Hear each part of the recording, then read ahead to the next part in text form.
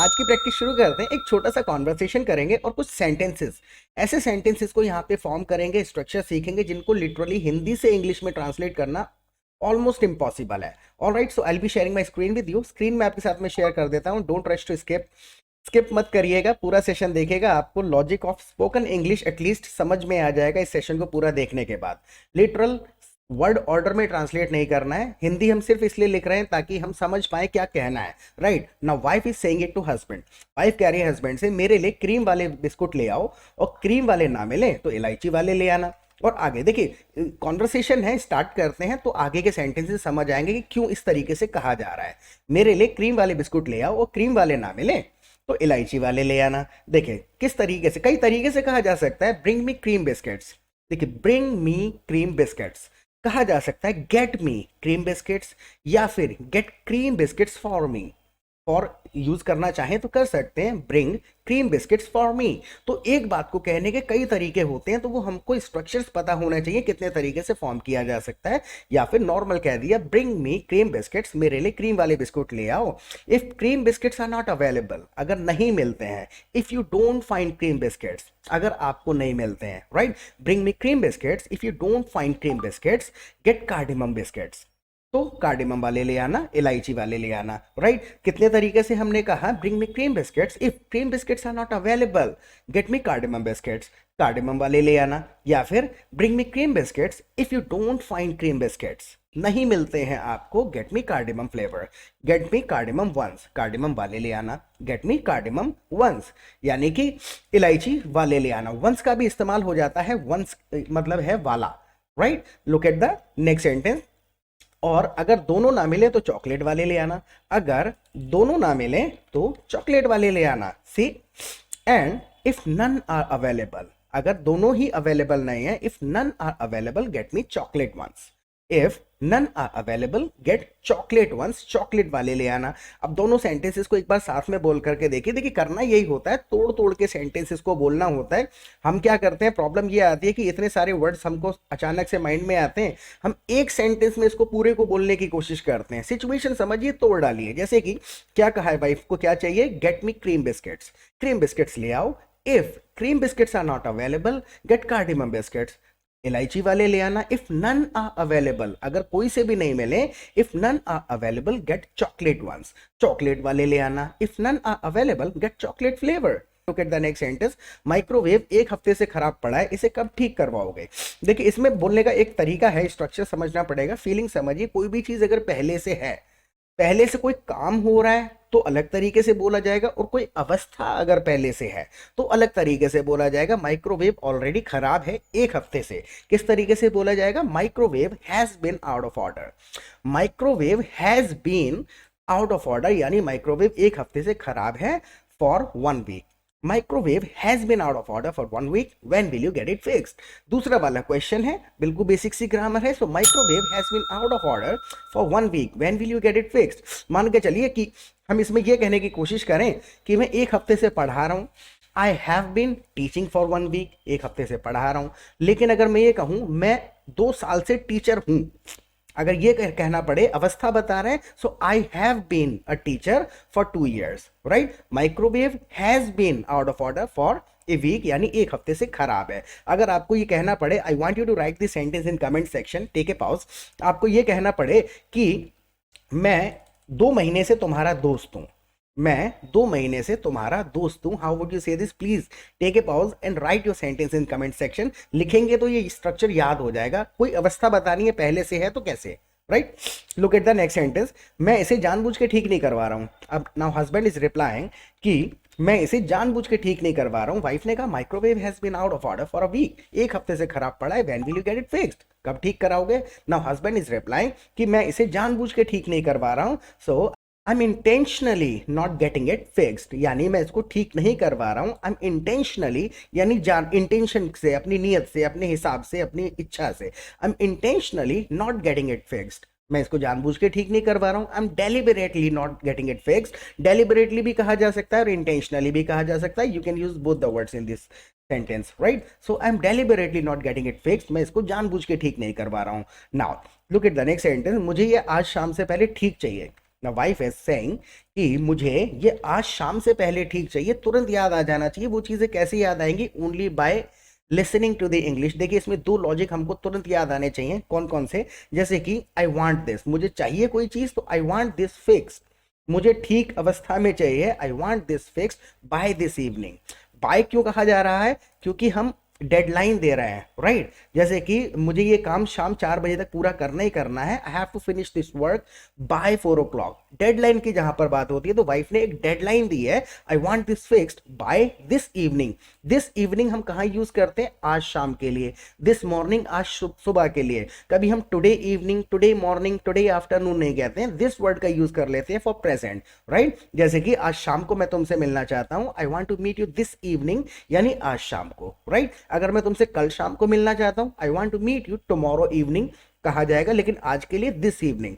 So I want this fix this evening, यानी आज शाम को मुझे ये ठीक चाहिए। I hope you got the point कि दिस क्यों यूज कर रहे हैं और बाय यूज कर रहे हैं डेडलाइन के लिए, right? Look at the next sentence. आज छुट्टी है, मैकेनिक नहीं मिल पाएगा तो उसे कल बुला लूंगा। अब देखिए यहां पर लिटरल वर्ड है, मैकेनिक नहीं मिल पाएगा। देखिए इन शब्दों का ट्रांसलेट नहीं करना है, आप अवस्था को समझिए। ये बताने की कोशिश कर रहे हैं कि मुश्किल है कोई काम, राइट? मुश्किल है या पॉसिबल नहीं है, सिचुएशन समझनी है, हिंदी के शब्दों पे गौर नहीं देना है। कह करके देखिए, sir today is a holiday, आज एक छुट्टी है। फिर से ट्रांसलेट नहीं करना है, एक छुट्टी हम हिंदी में नहीं कहते हैं, लेकिन इंग्लिश में काफी कॉमन है ए लगाना इन चीजों से पहले। जैसे बुखार के लिए कह दिया जाता है, हिंदी में कहते हैं बुखार है, हाँ इंग्लिश में कहते हैं आई हैव ए फीवर। तो कुछ चीजें हैं जो हमें एक्सेप्ट करनी पड़ती हैं। So today is a holiday, आज छुट्टी है। So it's hard to find a mechanic right now, mechanic मिलना मुश्किल है। It's hard to find a mechanic right now, I would rather call him tomorrow. I would rather जब हमने use किया, इसका मतलब यह है कि आज के बजाय कल मैं उसको बुला लूंगा। आज को टालते हुए जब कोई आप बात करने की कोशिश कर रहे हैं तो रादर का इस्तेमाल कर लिया जाता है। So today is a holiday, it's hard to find a mechanic right now, I would rather call him tomorrow, यानी कल बुला लूंगा आज के बजाय, राइट? अब देखिए यहां पर जो हमने कहा टुडे इज अ हॉलीडे, आप इसको ऐसे भी कह सकते हैं, it's a holiday today, it's a holiday today. यहां से भी स्टार्ट किया जा सकता है, तो वर्ड ऑर्डर आगे पीछे काफी हद तक किया जा सकता है, राइट? इतना नहीं करना है कि सेंटेंस ग्रामेटिकली इनकरेक्ट हो जाए या मीनिंग बदल जाए। Look at the next sentence. बिजली का बिल कितना आया है? अब देखिए इसमें भी वही होगा कि हम सारे वर्ड्स को यूज करने की कोशिश अगर करेंगे तो गलत हो जाएगा, राइट? बिजली का बिल कितना आया है, न्यूट्रल कह दिया जाएगा इस चीज को, how much is the electricity bill. How much is the electricity bill, बिल्कुल सिंपल, आया है लगाने की जरूरत नहीं है। मान के चलिए आपको यही पूछना पड़े इस महीने का बिल कितना आया है, so how much is the electricity bill for this month. इस महीने का कितना आया है, so how much is the electricity bill for this month. इस महीने का कितना आया है, right? Look at the next sentence. 2 महीने का इकट्ठा हो गया, लगभग 7,000 होगा। नाउ वाइफ इज रिप्लाइंग कि 2 महीने का इकट्ठा हो गया है, लगभग 7,000 होगा। सो इकट्ठा हो गया है नहीं कहना है ना, घुमा फिरा करके बात को कहने की कोशिश करनी है, तब हमारा एकदम सेंटेंसेस नेचुरल साउंड करेंगे कि हाँ समझ के बोले जा रहे हैं। हिंदी के हिसाब से नहीं बोलना है। 2 महीने का इकट्ठा हो गया, क्यों हो गया है? You haven't paid the bill for 2 months, you haven't paid the bill for 2 months कहा जा सकता है, you haven't paid the bill in 2 months. 2 महीने से नहीं किया है। देखिए इसमें फॉर और इन में फर्क क्या है? कोई भी काम फॉर हम करते हैं पॉजिटिव सिचुएशन में यूज, जैसे कि I have been studying for 2 hours, 2 घंटे से पढ़ रहा हूं। नेगेटिव सेंटेंस में फॉर की जगह इन यूज करना ज्यादा कॉमन है। So you haven't paid the bill in 2 months, right? You haven't paid the bill for 2 months अगर कह दें तब भी बोथ, दोनों कहे जा सकते हैं, लेकिन इन ज्यादा कॉमन है नेगेटिव सेंटेंस के साथ। आई hope you got the point. So you haven't paid the bill in 2 months, it should be 7,000। It should be 7,000 लगा करके हमने शुड लगा के अंदाजा लगा दिया, 7,000 होना चाहिए। Getting my point? जो हिंदी में भी किस तरीके से कहते हैं हम, या फिर आप कह सकते हैं इट्स अराउंड 7,000, लगभग 7,000 है। इट्स अबाउट 7,000, लगभग 7,000 है। You haven't paid the bill in 2 months, probably it's 7,000, probably लगा दिया जाएगा। You haven't paid the bill in 2 months, perhaps it's 7,000, लगभग 7,000 है। परहैप्स का मतलब है शायद 7,000 है। You haven't paid the bill in 2 months, may be it's 7,000, हो सकता है 7,000 है। Getting my point? तो इंग्लिश बहुत ही आसान है क्योंकि इसमें बहुत सारे ऑल्टरनेट्स होते हैं एक बात को कहने के लिए। You just need to understand the situation, the feeling first, and then try to express that in English. You will find it very easy, बहुत आसान लगेगी आपको, right? Look at the next sentence, मैं टूटे हुए फोन से काम चला रहा हूं। अब अगर हम काम चलाने की जब बात करते हैं, देखिए हिंदी में हम काम चलाना कई जगह पर कई तरीके से बोलते हैं, कई सिचुएशन में काम चलाना वर्ड काम चलता है, राइट। लेकिन इंग्लिश में सिचुएशन के हिसाब से वर्ड्स बदलेंगे। लेकिन अगर आप हमारे चैनल पे पहली बार आए हैं तो प्लीज़ चैनल को सब्सक्राइब कर लीजिएगा, और अगर आपको थोड़ी बहुत वीडियोस पसंद आते हैं तो लाइक बटन दबा दीजिएगा। और आप हमारी लाइव क्लासेस भी अटेंड कर सकते हैं। देखिए लाइव क्लासेस के दो फायदे होंगे।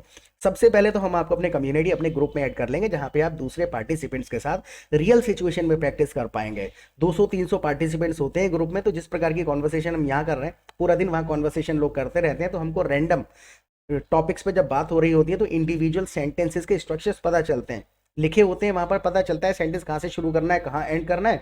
तो वहां पे आपको प्रैक्टिस पार्टनर्स मिल जाएंगे। सिर्फ चैटिंग नहीं करनी है, पूरा दिन आप बातें भी कर सकते हैं, फोन पे बात कर सकते हैं, फ्रेंड्स वगैरह बन जाते हैं। तो गूगल मीट है, जूम है, अपनी मीटिंग स्टार्ट करिए, 4-5 लोगों को इन्वाइट करिए ग्रुप में से, ग्रुप में बैठ के प्रैक्टिस करिए, जिससे ब्रॉड इंग्लिश पता चलेगी।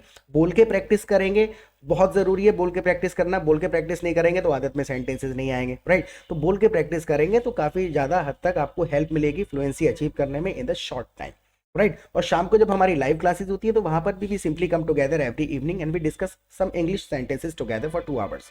2 घंटे डिस्कशन चलता है। कुछ ग्रामेटिकल रूल्स वगैरह होते हैं कॉम्प्लिकेटेड, जो लोगों को कंफ्यूजन होता है, कुछ सेंटेंसेस हैं, जो भी बातें कहनी है। तो डिस्कशन में जब आप 1.5-2 घंटा रोजाना बिताएंगे, 150-200 नए नए सेंटेंसेस सुनेंगे, उनका ग्रामर साथ के साथ समझेंगे, यूसेज समझेंगे, उनके ऑल्टरनेट समझेंगे, इस बात को और कितने तरीके से कहा जा सकता है, तो कुल मिलाकर के कंसेप्ट्स एंड डाउट्स क्लियर हो जाएंगे and you will start speaking English fast, fluently and confidently the way you want to speak. सारा गेम एटमॉस्फेयर का है और बोलने का है। आप सुनते रहेंगे, ग्रामर के रूल सीखते रहेंगे तो सुनने में समझने में अच्छे हो सकते हैं, but if you want to speak English fluently and fast you will have to practice by speaking. बोल के प्रैक्टिस करनी पड़ेगी, तब आदत में आएंगे सेंटेंसेस, राइट। तो यहाँ पे आपको माहौल मिल जाएगा, फ्रेंड्स मिल जाएंगे जिनके साथ आप बोल के प्रैक्टिस कर सकते हैं, राइट। सो लाइव क्लासेस में जरूर आइएगा, और सब्सक्राइब ना किया हो तो कर लीजिएगा। Let's get back to it now. जैसे कि मैं टूटे हुए फोन से काम चला रहा हूँ, मैं काम अगर चला रहा हूँ, so I am making do, I am managing, related words याद आने चाहिए, उन वर्ड्स को यूज करना फिर आना चाहिए हमको। So I am making do with a broken phone. मैं मेक डू का मतलब भी होता है काम चलाना। I am making do with a broken phone, मैं टूटे हुए फोन से काम चला रहा हूं। या फिर I am managing with broken phone, आप ऐसे भी कह सकते हैं। मेक डू का मतलब है काम चलाना कुल मिलाकर के। सो आईएनजी का याद रखना है, कैसे कहेंगे, आई am making do with a broken phone, मैं टूटे हुए फोन से काम चला रहा हूं। या फिर I am managing with a broken phone, मैं विद लगाएंगे, managing with a broken phone. तो ये चीजें सुनने में तो हम मेन वर्ड से स्टोरी बना लेते हैं, राइट। बोलते समय ये सारे शब्द हमको अपनी जगह पे बोलने पड़ते हैं, तो इसके लिए बोलना बहुत जरूरी है। और हर सेंटेंस को मेरे साथ रिपीट करते चलिए वाइल वॉचिंग द वीडियो, इससे भी काफी हद तक आपको प्रोनाउंसिएशन की आदत पड़ेगी, वर्ड ऑर्डर याद होगा। जैसे मैं बासी खाने से काम चला रहा हूँ, कुछ हद तक मान के चलिए कोई बहुत ही गरीब व्यक्ति है, राइट। अब यहाँ पर काम चला रहा हूँ, मैं बासी खाने से काम चला रहा हूं, राइट। तो यहां पर अवस्था क्या है, खाना खा रहा है, बचने के लिए कहा कैसे जाएगा, I am surviving on stale food. I am making do with stale food भी कहा जा सकता है, लेकिन I am surviving on stale food, right. Stale का मतलब होता है बचा कुचा, बासी। I am surviving on left over food, जो बचा कुचा खाना होता है मैं उससे काम चला रहा हूं। तो स्टेल फूड एक कुल मिलाकर के लिटल वर्ड है, बासी बचा हुआ खाना जो होता है, राइट। इसी चीज को आप दूसरे तरीके से भी कह सकते हैं, आई एम सर्वाइविंग ऑन, या फिर I am getting by. Get by का मतलब भी होता है गुजारा करना। So I am getting by with stale food. देखिए ऑन के साथ यहां पर I am surviving on stale food, या फिर I am getting by with stale food. I hope इस लेवल का ग्रामर आपको पता होगा, विद और ऑन क्यों यूज कर रहे हैं यहां पर। तो look at the next sentence, मैं 100 रुपए में पूरा दिन गुजारा करता हूं। ये भी गुजारा है, काम चलाने की बात हो रही है। मैं 100 रुपए में पूरा दिन गुजारा करता हूं। So I manage with 100 rupees the whole day. The whole day जब हमने कह दिया तो हमने अवस्था बता दी, पूरा दिन विदाउट एनी गैप, बीच में कोई इंटरवल नहीं होता है, कंटिन्यूअसली हम पूरी उस ड्यूरेशन पे एम्फेसाइज कर रहे हैं। I manage with 100 rupees the whole day, पूरा दिन काम चलाता हूं। I manage with 100 rupees all day, all day भी कहा जा सकता है, right. Look at the next sentence, तुम तो खानदानी अमीर हो। मैं एक सेंटेंस दूंगा आपको अभी लिखने के लिए, तुम तो खानदानी अमीर हो। देखिए लिटरल ट्रांसलेशन, खानदानी नहीं ढूंढना है ना हमको, खानदानी अमीर हो। सीखने का तरीका बस यही है, you just need to listen to the English. जब तक सुनेंगे नहीं तब तक बातों को कहने का तरीका पता ही नहीं चलेगा। ट्रांसलेशन से 10% सेंटेंसेस बन पाते हैं, rest 90% of the English is spoken its own way, अपने तरीके से बोली जाती है। सो तुम तो खानदानी अमीर हो, you seem to be rich by family. लग रहे हो तुम, यू सीम टू बी, ऐसी लगते हैं हालात आपके, you seem to be rich by family, ऐसा लगता है आप पारिवारिक ही अमीर हो। नाउ इसी चीज को दूसरे तरीके से भी कहा जा सकता है, you seem to come from a wealthy family. You seem to come, ऐसा लगता है, देखिए कम का मतलब आना वाला कम नहीं है, जैसे कई बार कह दिया जाता है बिलोंग करना है, मतलब कोई मिला के, कई बार हम ऐसे कह सकते हैं आई बिलोंग टू दिल्ली, या फिर ऐसे भी कहा जा सकता है आई कम फ्रॉम दिल्ली, इसका मतलब ये किसी चीज से बिलोंग करना, राइट। तो यहाँ कह दिया you seem to come from a wealthy family, यानी ऐसा लगता है वेल्दी फैमिली से बिलोंग करते हैं।